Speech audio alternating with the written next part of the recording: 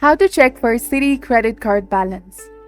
Hi guys, welcome back to our channel. In this video, we'll be talking about checking your Citibank credit card balance.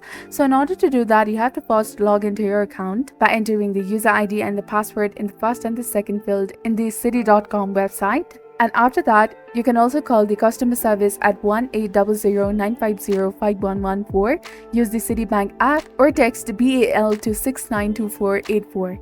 Now, talking about checking your Citibank credit balance, you have to first log into your account and click on the card to view the balance, and then you can call their official number and follow the prompts for the balance.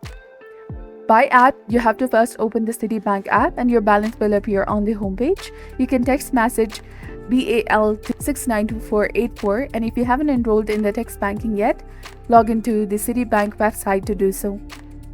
Regularly monitoring your credit card balance is wise, so if it appears unusually high, review your recent transactions for the discrepancies. So this was all about it. If you found this guide helpful, please consider leaving a like and subscribing to more helpful tips and tutorials. Thank you for your viewership and support. See you in the next one.